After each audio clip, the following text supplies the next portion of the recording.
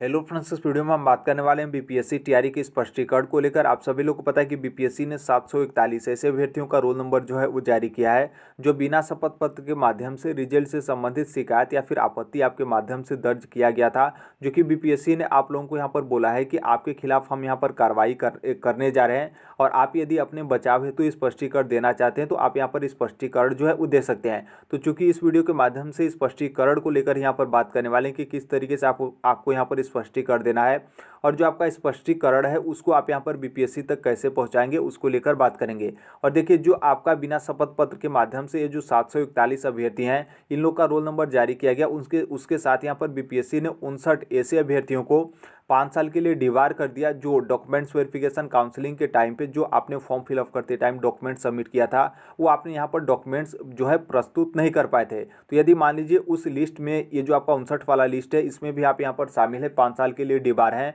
तो आप भी यहाँ पर किस तरीके से स्पष्टीकरण दे सकते हैं ताकि वो जो आपका डिबार वाला सूची है उससे आपको यहाँ पर बाहर जो है आपका बीपीएससी की तरफ से किया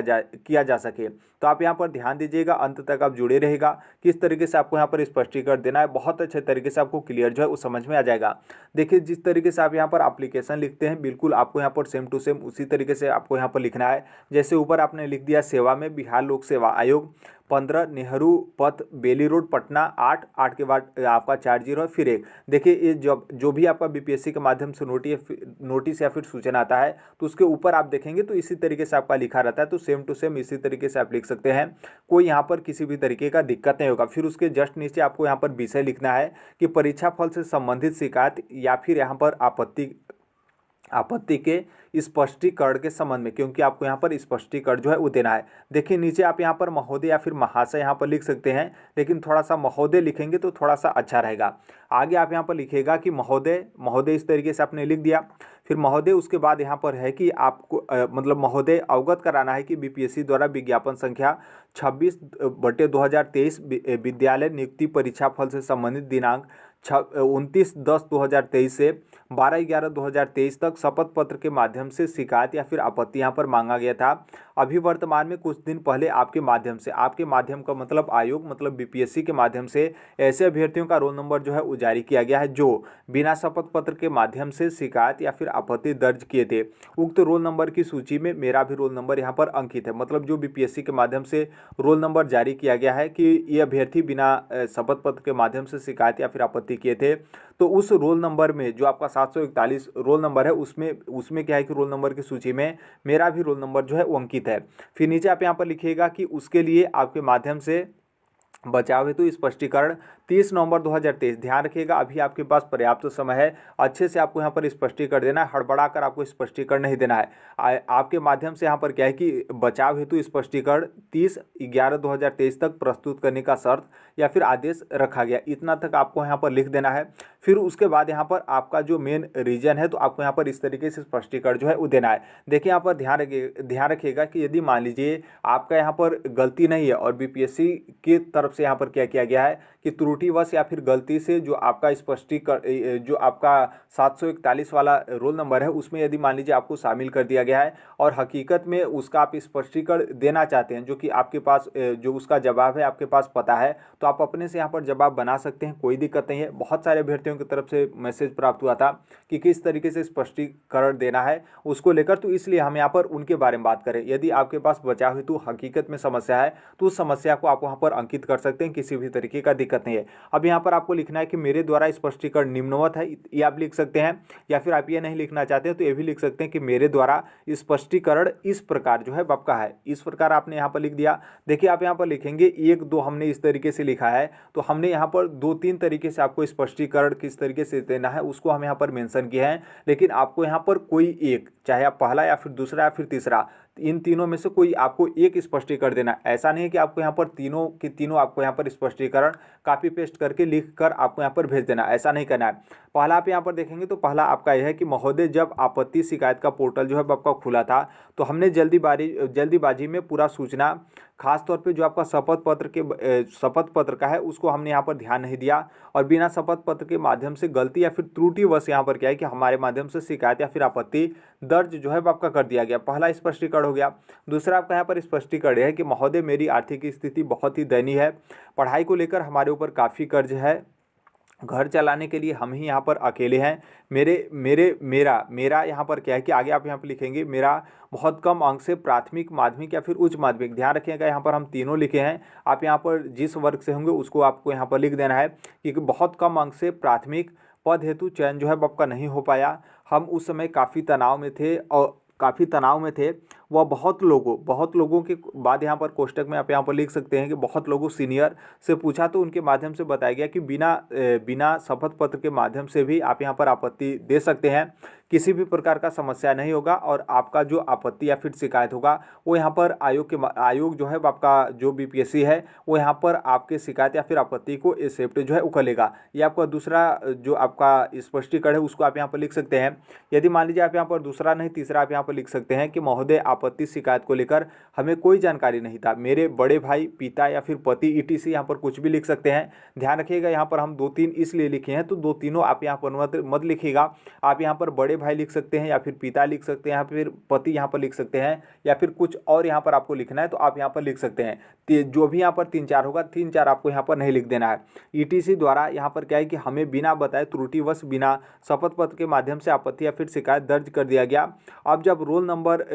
नंबर का सूची आया कि 741 ऐसे अभ्यर्थी हैं जो बिना शपथ पत्र के माध्यम से यहाँ पर आपत्ति या फिर शिकायत दर्ज किए थे, तो हमारे माध्यम से जब चेक किया गया तो उसमें क्या था कि उसमें भी मेरा रोल नंबर जो है वो अंकित था, क्योंकि हमको यहाँ पर आपत्ति को लेकर और बिना शपथ पत्र के माध्यम से आपत्ति देने को लेकर हमें नहीं पता था, और हमारे जो घर के जो भी गार्जियन हैं, बड़े भाई हों या फिर पिता हों या फिर पति हों, उनके माध्यम से बिना शपथ पत्र के माध्यम से आपत्ति या फिर शिकायत जो है वो दर्ज कर दिया गया था। ये आपका 3 मैटर हो गया। बाकी आप अपने से कुछ यहाँ पर जोड़ना चाहते हैं, इसमें और आप बढ़ा चढ़ा कर लिखना चाहते हैं तो लिख सकते हैं, कोई दिक्कत नहीं है। लेकिन आप ध्यान रखिएगा कि जब यहाँ पर आप स्पष्टीकरण देना चाह रहे हो तो कॉपी पेस्ट आप मत करिएगा, आप कोई शब्द को ऊपर कर दीजिएगा, कुछ शब्द को आप नीचे कर दीजिएगा, उसमें कुछ और आप जोड़ दीजिएगा, कुछ यहाँ पर सेंटेंस नहीं बैठ रहा होगा तो अच्छे तरीके से आप बैठा लीजिएगा। मेरे कहने का मतलब यह है कि आपके खिलाफ जब कार्रवाई होने जा रहा है और बीपीएससी बोला है कि हम आपके खिलाफ कार्रवाई करेंगे, और आप सभी लोग को पता है कि बीपीएससी के जो चेयरमैन है चाहे बीपीएससी हो वो काफ़ी ज़्यादा एक्शन में जो है वो काम कर रहा है। किसी भी तरीके का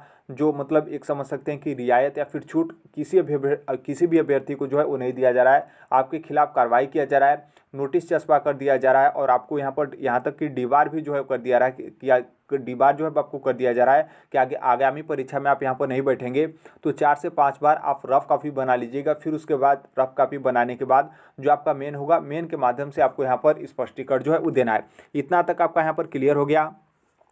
फिर उसके बाद आपको यहाँ पर नीचे इस तरीके से जो है वो लिखना है कि अतः महोदय मेरे द्वारा अनजान में इस तरह का प्रथम व यहाँ पर अंतिम गलती किया गया है। मेरा मकसद आयोग के छवि पर यहाँ पर शक या फिर धूमिल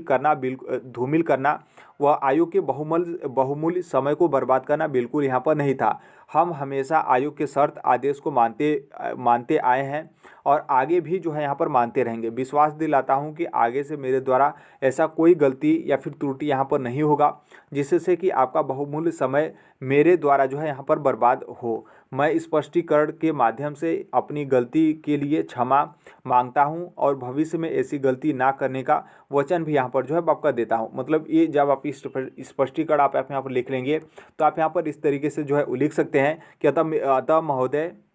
यहाँ पर एक बार और क्लियर कर देते हैं कि अतः महोदय मेरे द्वारा अनजान में इस तरह का प्रथम व यहाँ पर अंतिम गलती किया गया है। मतलब आपके तरफ से प्रथम भी यहाँ पर गलती किया गया है और ये आपका गलती अंतिम भी गलती रहेगा, ऐसा आपको यहाँ पर मानना है। मेरा मकसद आयोग की छवि, आयोग का जो छवि है उस पर यहाँ पर शक करना या फिर आयोग की छवि पर यहाँ मतलब आयोग की छवि को धूमिल करना व आयोग के बहुमूल्य समय को यहाँ पर बर्बाद करना बिल्कुल भी मेरा मकसद यहाँ पर नहीं था। हम हमेशा आयोग के शर्त, जो भी आयोग का शर्त होता है और जो भी आयोग के आदेश होते हैं उसको हम यहाँ पर मानते हुए आए हैं और आगे भी यहाँ पर मानते रहेंगे। और आपको यहाँ पर विश्वास आयोग को दिलाना है कि विश्वास दिलाता हूँ कि आगे से मेरे द्वारा ऐसा कोई गलती या फिर त्रुटि नहीं होगा जिससे कि आपका मतलब आयोग का बहुमूल्य समय मेरे द्वारा यहाँ पर बर्बाद हो। मैं स्पष्टीकरण के माध्यम से, मतलब जो आप स्पष्टीकरण दे रहे हैं, मैं स्पष्टीकरण के माध्यम से अपनी गलती के लिए क्षमा मांगता हूं और भविष्य में ऐसी गलती ना करने का वचन यहाँ पर देता हूं। तो आप यहाँ पर इस तरीके से आपने कर दिया।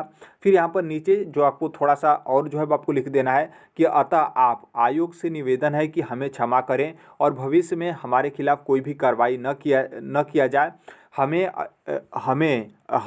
मतलब हमें नहीं, यहाँ पर हम आपको लिखना है कि हम अब से आपके मतलब आयोग के शर्त आदेश को ध्यानपूर्वक पढ़कर ही उस पर यहाँ पर कार्य जो है वो करेंगे। तो इतना आप यहाँ पर लिख सकते हैं। फिर उसके बाद यहाँ पर आप जिस तरीके से धन्यवाद वगैरह लिखते हैं वो भी आप यहाँ पर धन्यवाद लिख सकते हैं, या फिर सादर इस तरीके से आप लिखते हैं तो आप यहाँ पर सादर जो है वो लिख सकते हैं। फिर यहाँ पर जिस तरीके से आप यहाँ पर बगल में लिखते हैं, जैसे विश्वास भाजन कुछ लोग लिखते हैं तो विश्वास भाजन आप लिख सकते हैं, या फिर आप लिख सकते हैं कि बीपीएससी टीआरई फर्स्ट प्राथमिक, माध्यमिक या फिर उच्च माध्यमिक जो भी वर्ग से आपने अप्लाई किया था और जो भी आपका इस तरीके का मैटर है, तो आप यहाँ पर बीपीएससी टीआरई फर्स्ट यहाँ पर आप लिख के प्राथमिक अभ्यर्थी इस तरीके से आप यहाँ पर लिख सकते हैं। यहाँ पर आप अपना रोल नंबर लिख दीजिएगा, नाम लिख दीजिएगा, फिर यहाँ पर आप अपना रोल नंबर लिख दीजिएगा। आप यहाँ पर देखेंगे पता में हम यहाँ पर जो है वो कट कर दिए हैं, तो पता आपको यहाँ पर नहीं लिखना है। हो सकता है कि आप यहाँ पर अदर स्टेट के अभ्यर्थी हों तो थोड़ा सा यहाँ पर दिक्कत हो, इसलिए आप यहाँ पर पता को जो है मत लिखिएगा। तो इतना आपका स्पष्टीकरण क्लियर हो गया। इस स्पष्टीकरण ये जो आप पीडीएफ यहाँ पर देख रहे हैं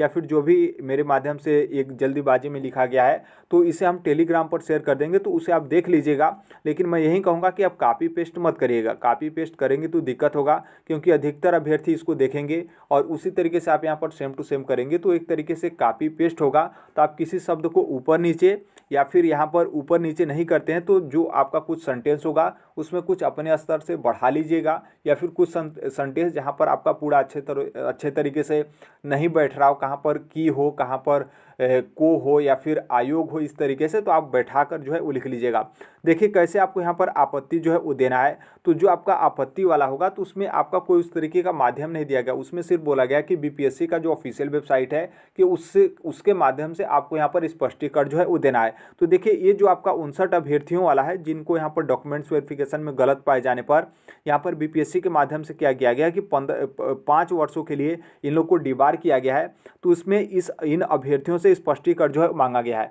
तो इन अभ्यर्थियों से जो स्पष्टीकरण मांगा गया है, जो आपका बीपीएससी का मेल है, वहाँ पर इन अभ्यर्थियों को जो है स्पष्टीकरण देना है।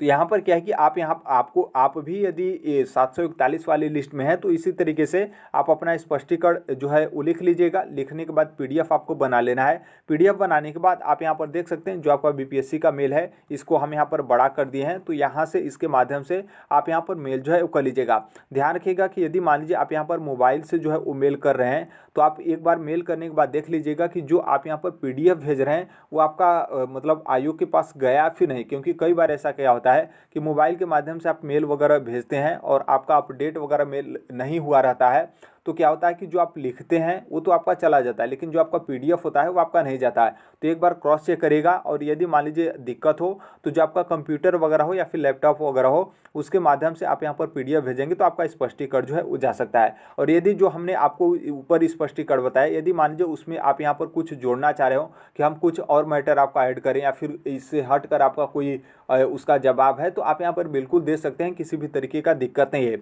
और यहाँ पर एक बात हमेशा ध्यान रखिएगा कि आपसे यहाँ पर गलती हुई है तो आपको यहाँ पर जवाब बहुत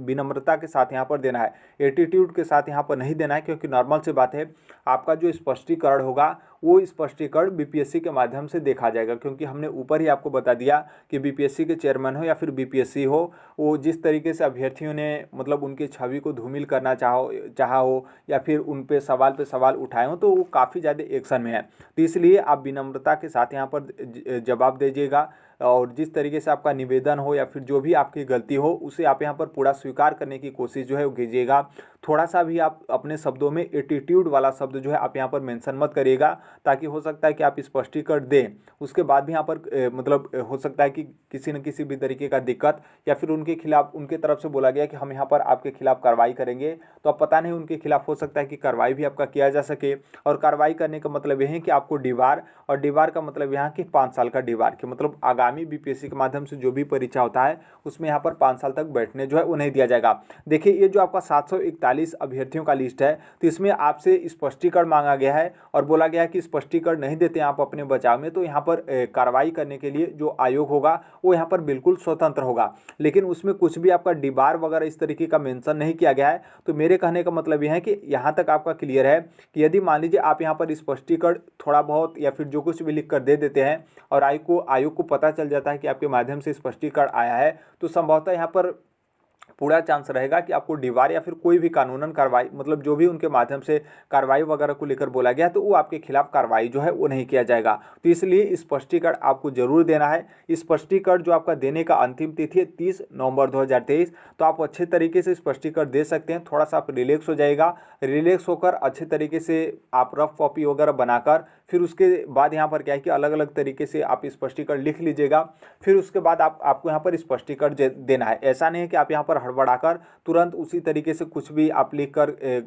उसी तरीके से आप कट पीट करके आप स्पष्टीकरण दे दिए, ऐसा मत करिएगा। बहुत अच्छे तरीके से स्पष्टीकरण दीजिएगा ताकि आपका लगे स्पष्टीकरण हाँ यहाँ पर बचाव है तो स्पष्टीकरण दिया गया। ऐसा नहीं है कि आप इसी तरीके से बिना मन के स्पष्टीकरण जो है वो दे दिए हैं कि हम स्पष्टीकरण दे देंगे तो हमको यहाँ से क्या है कि आयोग हमारे खिलाफ कार्रवाई नहीं करेगा। तो ऐसा नहीं, अच्छे तरीके से आपको स्पष्टीकरण देना है। और आप एक बात यहाँ पर ये भी ध्यान रखिएगा कि आप यदि सोच रहे हैं कि हम स्पष्टीकरण न दें तो यहाँ पर कुछ नहीं होगा, आयोग को कैसे पता चलेगा कि हम उनकी आगामी परीक्षा में बैठ रहे हैं या फिर नहीं बैठ रहे हैं। तो देखिए ऐसा बिल्कुल नहीं, आपका पूरा डाटा आयोग के पास बीपीएससी के पास बहुत अच्छे तरीके से, चाहे आपका 10th का डॉक्यूमेंट्स हो, 12th का डॉक्यूमेंट्स हो, जो कुछ भी आपका XYZ डॉक्यूमेंट्स हो, उनके पास अच्छे तरीके से डाटा जो है वो आपका रहता है। यहाँ तक कि जो आपका फोटो लाइव होता है उससे उन लोग स्कैन करके आपका डाटा जो है इकट्ठा कर लेते हैं। तो ये आप तनिक भी जो है अपने मन में सोचिएगा मत। यदि आप इस तरीके से सोच रहे हैं तो बच्चों से भी यहाँ पर बच्चों वाला जो है आप मतलब आपका सोच जो है, तो इसलिए स्पष्टीकरण आपको यहाँ पर जरूर जो है वो देना है।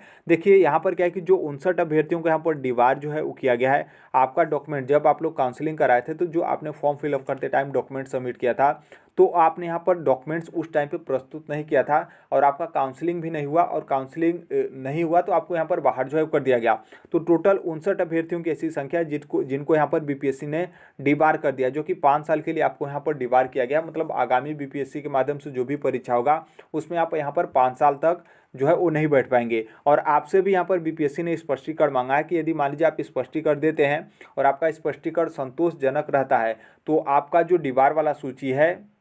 जो कि 59 अभ्यर्थी हैं तो इससे आपको यहाँ पर बाहर कर दिया जाएगा। मतलब यहाँ पर क्या है कि आपको डीबार नहीं किया जाएगा, डीबार वाला जो लिस्ट है उससे आपको यहाँ पर बाहर कर दिया जाएगा, ताकि जो भी बीपीएससी के माध्यम से आगामी परीक्षा हो और खासतौर पे जो आपका बीपीएससी टीआरई सेकेंड हो उसमें आप यहाँ पर शामिल जो है हो सकते हैं। तो देखिए आप भी यहाँ पर जो हमने ऊपर इस तरीके से बताया तो इसी तरीके से आप यहाँ पर दे सकते हैं। जो आपका ऊपर का मैटर था उसको आप इसी तरीके से मेंशन कर सकते हैं। जो आपका बीच वाला स्पष्टीकरण वाला मैटर था तो नॉर्मल सी बात है, आपका कौन सा डॉक्यूमेंट्स था, कौन से डॉक्यूमेंट्स में आप त्रुटि किए थे या फिर कौन सा डॉक्यूमेंट्स आप सबमिट नहीं कर दिए थे, उसका रीजन तो आपको पता होगा। तो उसके संबंध में आप यहाँ पर अपने से थोड़ा सा बनाकर इस तरीके से आप अपना स्पष्टीकरण जो है वो दे सकते हैं, ताकि हो सकता है कि स्पष्टीकरण देने के बाद यहाँ पर क्या है कि आयोग जो आपको यहाँ पर डीबार किया है, डीबार सूची में आपको शामिल किया है, तो कहीं ना कहीं आपको उस सूची से बाहर जो है वो निकाल देगा। तो देखिए अभी के लिए यही अपडेट है। बाकी बहुत सारे अभ्यर्थी नहीं कहेंगे, कुछ अभ्यर्थी तो ऐसे भी होंगे कि जो इन